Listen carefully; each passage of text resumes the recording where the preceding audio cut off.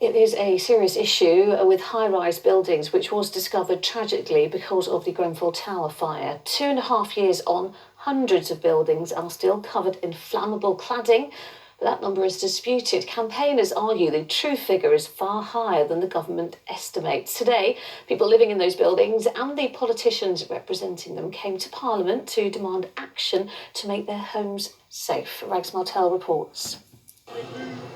They live in fear.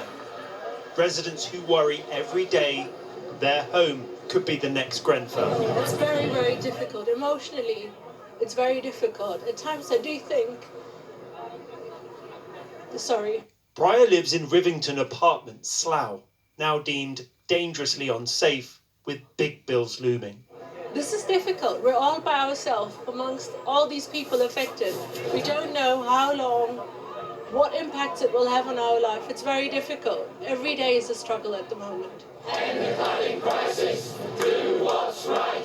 This afternoon, people trapped in unsafe homes protested outside Parliament. It is literally a living hell, and it's like being trapped in a living hell for something that was not your fault. We are asking the government today to realise that this is a national crisis. It is not going to go away.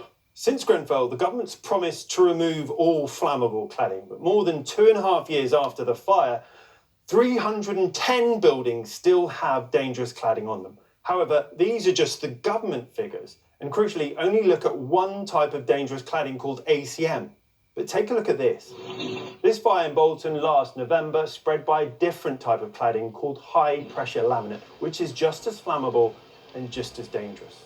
So these government figures don't include all the dangerous buildings. Independent research by the Association of Residential Managing Agents shows it's actually more than 5 times higher, 1,685 buildings, which means around 500,000 residents are living in unsafe homes. Our stance has always been time is the issue here, in a sense, not the money. Get people safe with funding, and then, frankly, we can argue later on about who pays for it.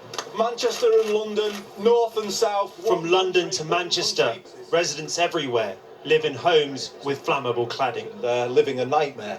Homes that are unsafe, so they've no peace of mind, but also homes with little or no value now, so they're financially ruined as well. None of this is their fault either. It's almost 3 years now when 72 people perished in a fire that was preventable and predictable, and it's still the case there are families living in these death traps and the government's dithering and delaying. In a statement, the government said, resident safety remains our utmost priority, and there's no excuse for building owners not ensuring that residents are safe in their homes. But those are just empty words for these residents.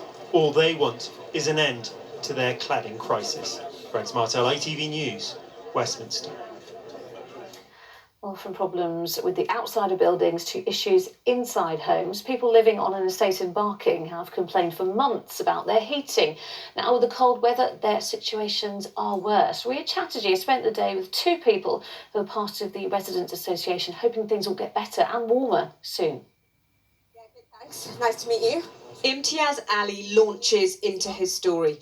I contacted the customer care from the Belway. What is this all about?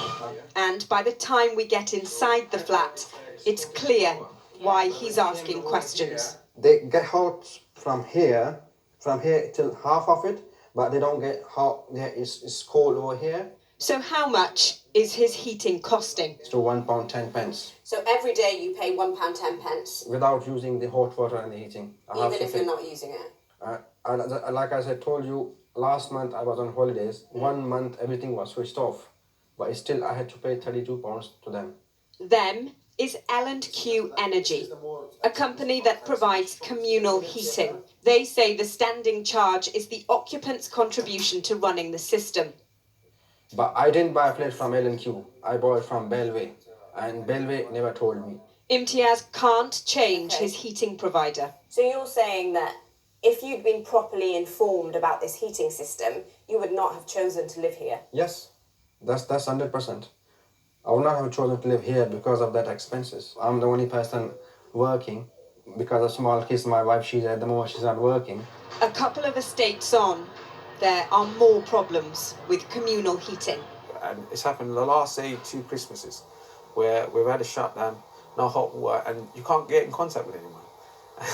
Should we go inside? Yeah, we'll go inside. You can't get in contact with anybody. Rashid says the main system has been broken for 3 years. These pipes lead to a temporary unit outside, which he says also breaks down. For 3 weeks, we had no heating, and that was really tough.